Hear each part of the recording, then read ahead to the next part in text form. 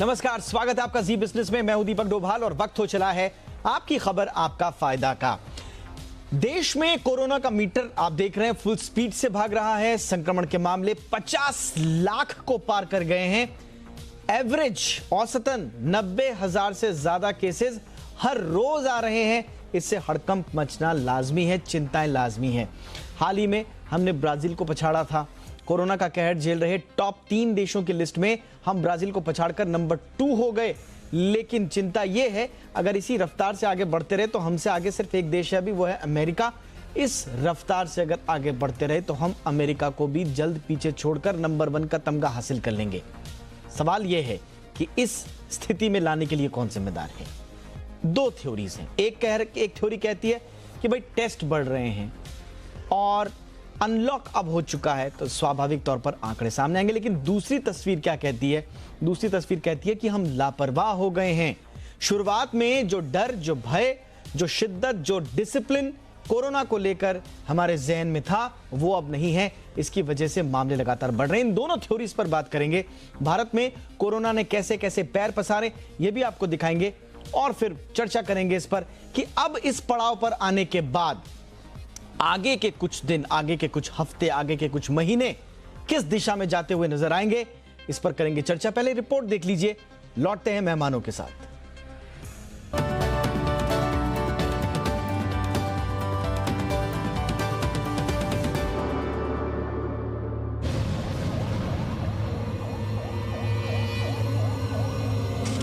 Corona का विकराल प्रहार 10 लाख के पार। रोज आ रहे हैं 90,000 से ज्यादा केसेस।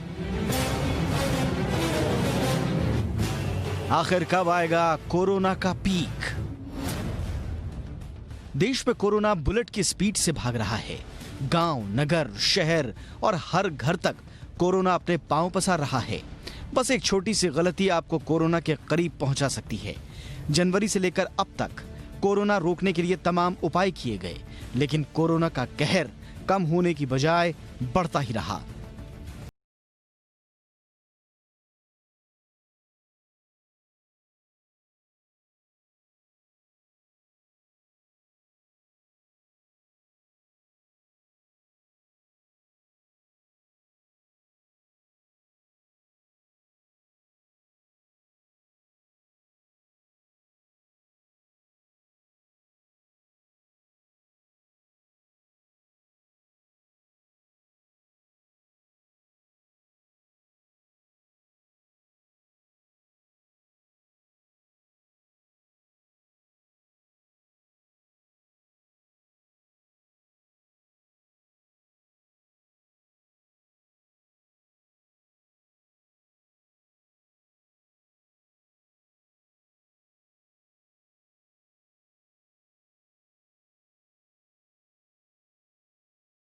कि भारत के सिर्फ 14 राज्यों में संक्रमण की संख्या 1-1 लाख के पार हो चुकी है। वहीं देश के 6 जिलों में संक्रमण के मामले 1 लाख का आंकड़ा पार कर चुके हैं। उधर महाराष्ट्र, कर्नाटक, मध्य प्रदेश और उत्तर प्रदेश जैसे राज्यों में कोरोना बढ़ने की स्पीड नेशनल एवरेज से भी ज्यादा है। महाराष्ट्र और यूपी में संक्रमण से मरने वालों की संख्या भी बढ़ रही है। महाराष्ट्र में जहां जुलाई में हर दिन करीब 202 लोगों की मौत हो रही थी, वो आंकड़ा बढ़कर रोजाना का 409 हो चुका है। इसी तरह उत्तर प्रदेश में जुलाई के महीने में हर दिन करीब 19 लोगों की मौत हो रही थी, जो अब 76 तक जा पहुंची है।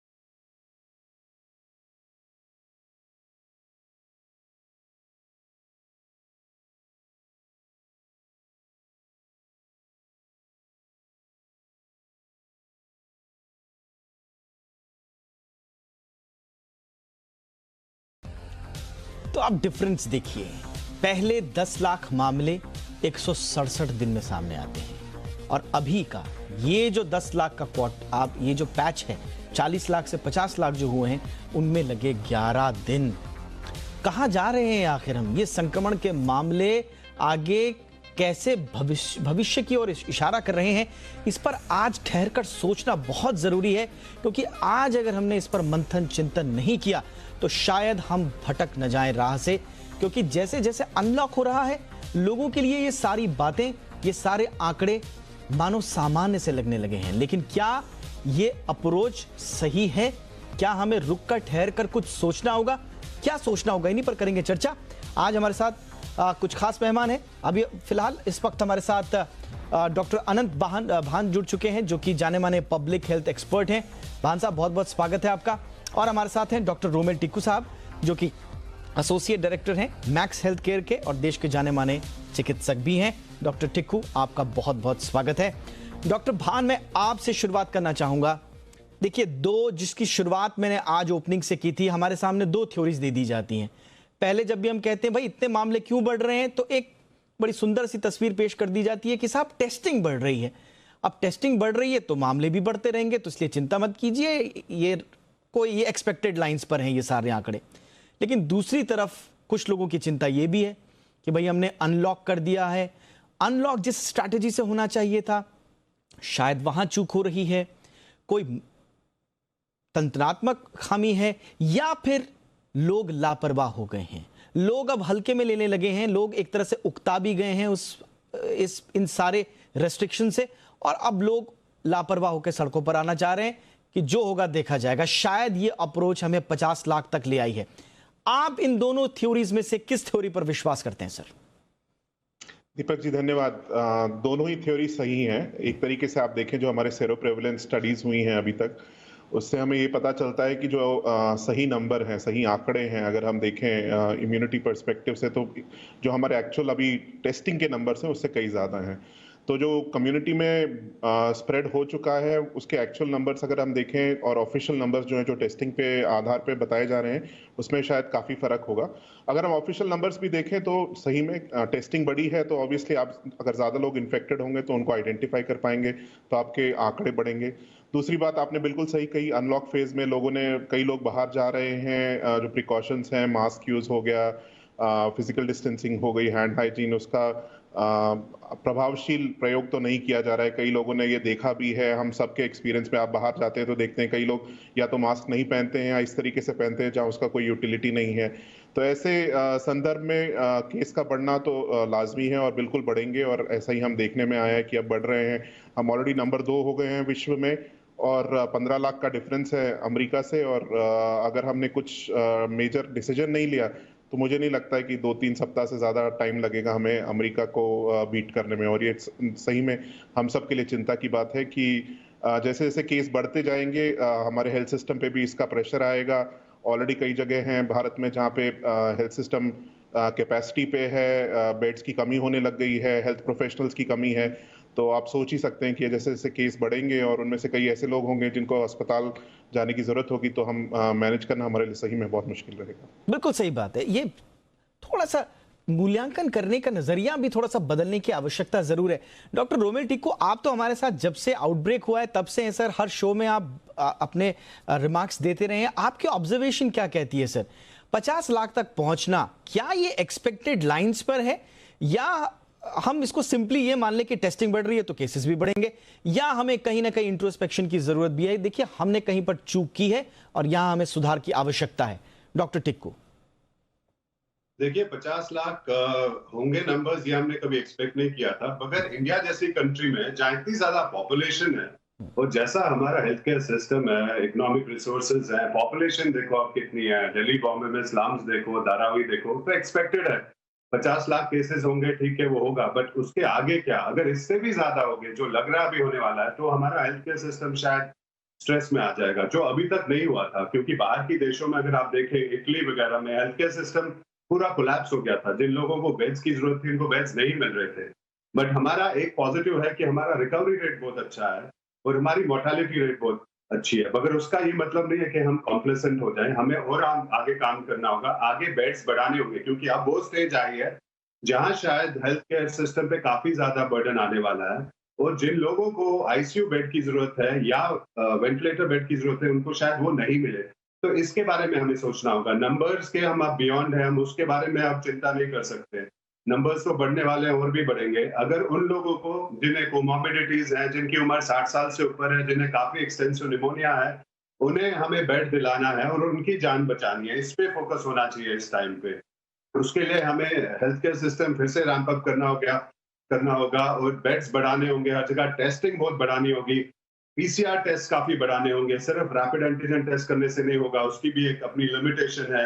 आइसोलेट करो, ज्यादा ट्रीट करो, ट्रैक करो, ये सारी चीजें करनी है एक साथ। और हाँ, मैं ये भी मानता हूँ कि लोग कॉम्प्लेसेंट हो गए हैं, वो पार्टीज कर रहे हैं, मास्क नहीं पहन रहे हैं, कुछ भी एडवाइजरीज फॉलो नहीं कर रहे हैं।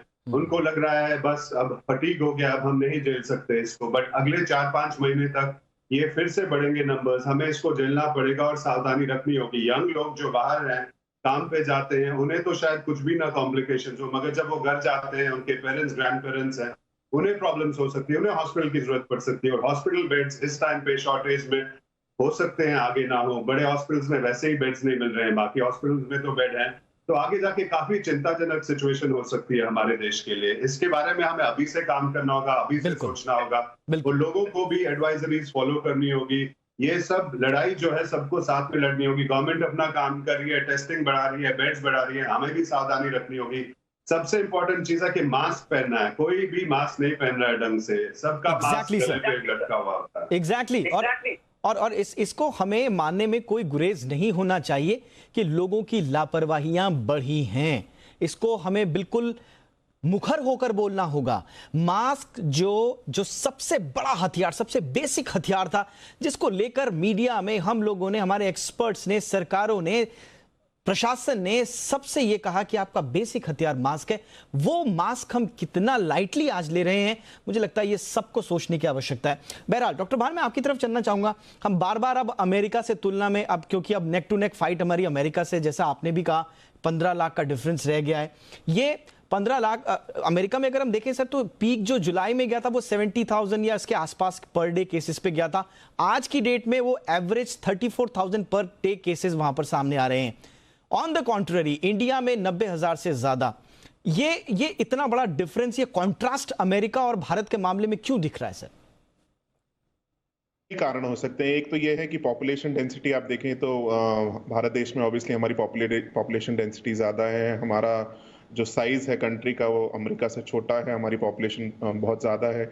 हमारे देश में अब अर्बन एरियाज, शहर से गांव की तरफ इन्फेक्शन स्प्रेड हो रहा है। गांव में कई जगहों पे अब केसेस बढ़ने लगे हैं। जैसे जैसे हमारी टेस्टिंग बढ़ रही है तो हमें ये भी पता चल रहा है कि जो स्प्रेड है वो अब ऑलमोस्ट नेशनल हो गया है। सिर्फ अर्बन एरियाज में नहीं है, रूरल एरियाज में भी है। तो जैसे कि पहले भी हमने कहा, डेंसिटी ज़्यादा है, लापरवाही हो रही है, तो जो ससेप्टिबिलिटी है इन्फेक्शन की, वो तो हमारे देश में डेफिनेटली ज़्यादा है डेंसिटी होने के कारण। और अगर लोग ये प्रिकॉशंस फॉलो नहीं करेंगे तो केसेस तो बढ़ते ही जाएंगे। इसका रोक पाना बहुत ही मुश्किल होगा, क्योंकि अभी तक हमारे पास और कोई तरीका ही नहीं है। मास्क, फिजिकल डिस्टेंसिंग और हाइजीन के सिवाय और कुछ इफेक्टिव मेथड अभी तक प्रूव हुआ नहीं है। बाकी सब ट्रायल्स में है।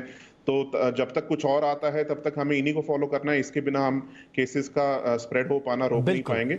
ऑब्वियसली टेस्टिंग के साथ हमें आइसोलेशन की जो स्ट्रैटेजी रहती है कि आप मिनिमाइज करें अगर कोई इन्फेक्टेड है, ताकि और किसी को इन्फेक्ट नहीं करे, वो सब तो फॉलो करना है। बट सबसे इंपॉर्टेंट हमारी पर्सनल रिस्पॉन्सिबिलिटी और सिविक रिस्पॉन्सिबिलिटी रहेगी। बिल्कुल, ये पर्सनल रिस्पॉन्सिबिलिटी है, लेकिन मुझे लगता है ये अवेयरनेस का जो सिलसिला है वो हमें दोबारा से शुरू करना पड़ेगा। लोगों को सेंसिटाइज करने की कवायद हमें एक बार फिर से शुरू करनी होगी, क्योंकि लोग कहीं ना कहीं लापरवाह हो गए हैं, थक भी गए हैं, और ये थोड़ा सा मनस्थिति को उनको प्रभावित जरूर कर रहा है। इस वक्त मेरे साथ डॉक्टर अमूल्य कुमार सिंह, जो कि पटना से हमारे साथ जुड़ रहे हैं, जाने माने फिजिशियन हैं, वो भी जुड़ चुके हैं। फटाफट से एक रिएक्शन ले लेते हैं ब्रेक पर जाने से पहले। डॉक्टर अमूल्य, बहुत बहुत स्वागत है सर आपका। थोड़ा सा हम अब ना, जो ये रीजनल लेवल पर अब जो पांव पसार रहा है कोरोना, उस पर थोड़ा सा आप हमें बताइए कि रीजनल लेवल पर क्या कवायदें चल रही हैं। नेशनल लेवल पर हमें लगता है आज भी हम देखते हैं 10 बड़े राज्य, 77% उनकी भागीदारी, मुंबई, दिल्ली, इन्हीं का बार बार जिक्र आता है, लेकिन रीजनल लेवल पर भी चिंताएं बढ़ रही हैं सर। और मैं जिस स्टेट से आता हूं, उत्तराखंड, वहां पर तो पैनिक बहुत ज्यादा बढ़ गया है। अभी रीजनल लेवल पर क्या स्थिति है सर? देखिए, सबसे बड़ी बात ये आ गई है कि जिस तरह से ये बीमारी बढ़ते जा रही है, लोगों में जो जागरूकता की भाव थी, वो कहीं ना कहीं आज वह अनजान बन रहे हैं, वो निकलना चाहते हैं। हर को अपने भविष्य की चिंता हो गई है और हर को लगता है अगर हम बाहर जाएंगे तो शायद हमें पैसा आमदनी होगा, मैं काम करूंगा और इस बीमारी से कोई घाटा नहीं होने वाला है।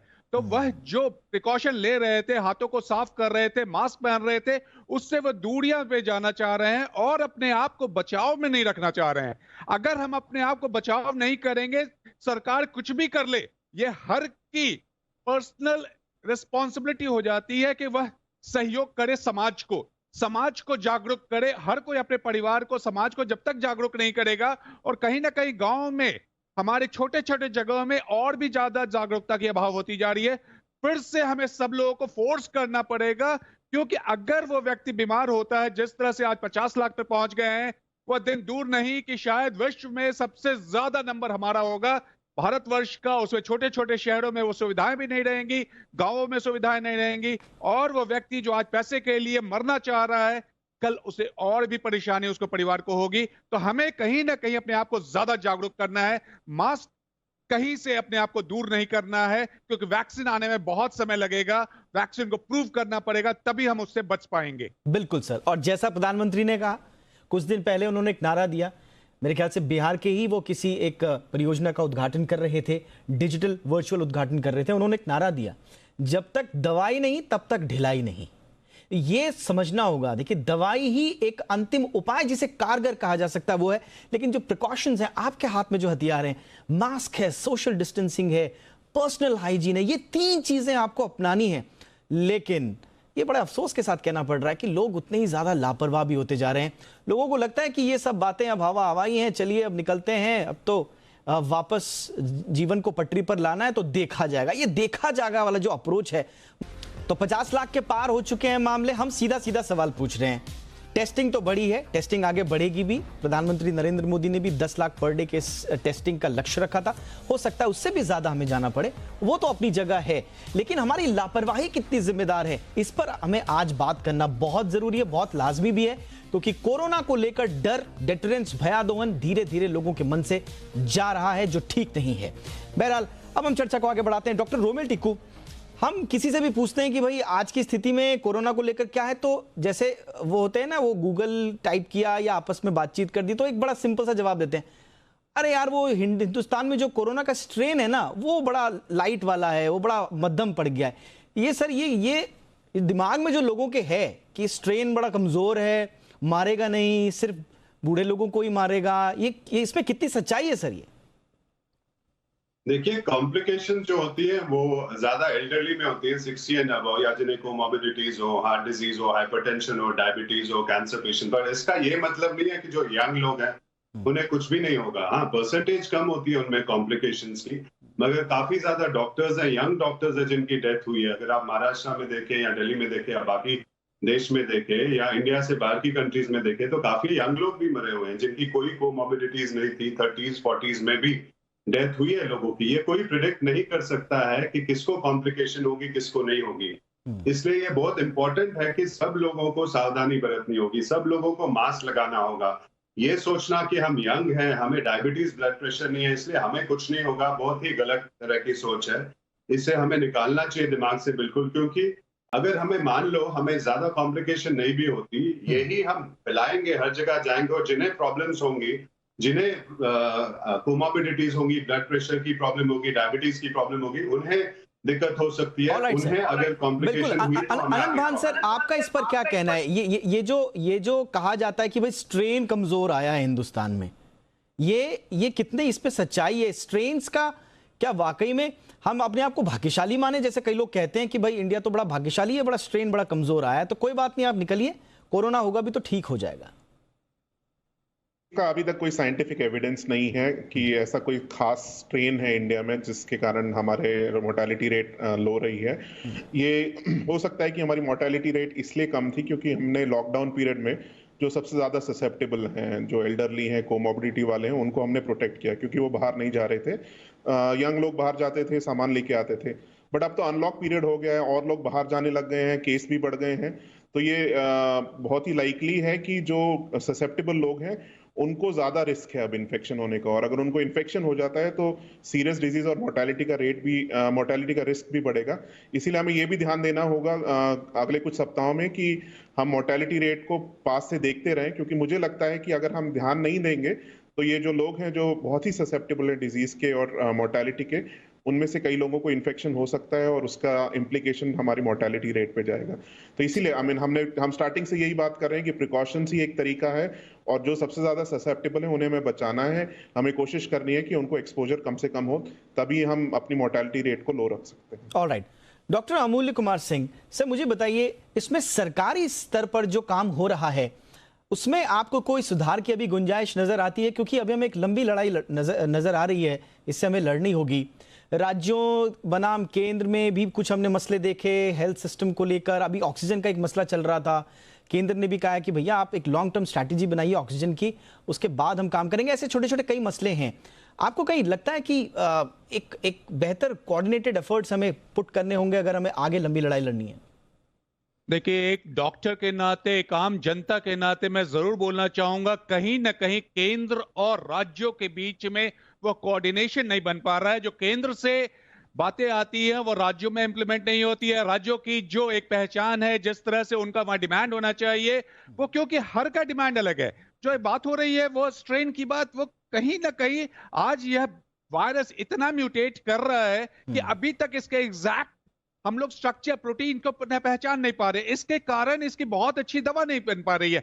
हर हफ्ते, हर महीने दवाओं में कुछ ना कुछ बदलाव होता है कि नहीं ये दवा नहीं, ये दवा काम कर रही है। WHO भी यही बोलता है, और WHO भी जो थोड़ा बहुत कंफ्यूज है। तो आज सरकार को जागृत करना होगा हम सबों को कि वह वही बात बोले जो हम सबों को अमल करना है अपनी जिंदगी में, क्योंकि हर की जिंदगी बहुत जरूरी है। और जब तक दवाओं का सही रूप से हम उपयोग नहीं करेंगे, अभी तक तो हम बचाव की बात कर रहे हैं, कुछ ना कुछ हमें जानकारी मिली कि नहीं ये ब्लड वेसल्स को भी इफेक्ट करता है, लंग्स के अलावा और भी जगह पे जाता है, उसके कारण शायद हमने मोर्टेलिटी को कम कर दी, मॉर्बिडिटी को कम कर दी।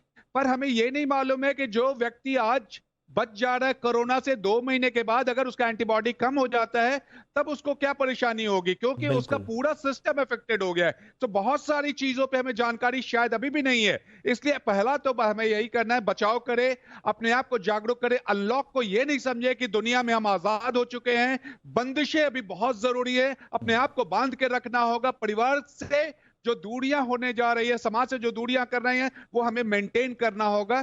पैसों के लिए बहुत लालच नहीं करना होगा। अभी हमें जिंदा रहने की ज्यादा जरूरत है, परहेज के साथ। बिल्कुल, क्योंकि अगर हम थोड़ी सी भी जिम्मेदार अपने, देखिए महाराष्ट्र सरकार ने एक बड़ा अच्छा कैंपेन चलाया हुआ है जिसके बारे में हमने कल भी चर्चा की थी, माय फैमिली माय रिस्पॉन्सिबिलिटी। आप अपने आप रिस्पॉन्सिबल बनिए, आपकी फैमिली प्रोटेक्ट होगी, आप प्रोटेक्ट होंगे। फैमिली कहा जाता है कि भाई समाज की इकाई परिवार है, तो अगर परिवार सुरक्षित तो फिर समाज, और समाज सुरक्षित तो देश सुरक्षित। ये हमने कल भी कहा था। इसलिए हर एक को अपनी रिस्पॉन्सिबिलिटी लेनी होगी। सरकार अपने एफर्ट्स पूरी तरह से डाल रही है, लेकिन अपने आप अपनी जिम्मेदारी हमें निभाना सीखना होगा। बहुत बहुत शुक्रिया आप तीनों का sir. Doctor Romel Tikku, thank you so much sir वक्त निकालने के लिए। Doctor Amulya Kumar Singh, thank you sir. Doctor Anant Bhan, आपका भी बहुत बहुत शुक्रिया। तो आज के इस खास एपिसोड में इतना ही। इजाजत दें और देखते रहिए जी बिजनेस। नमस्कार।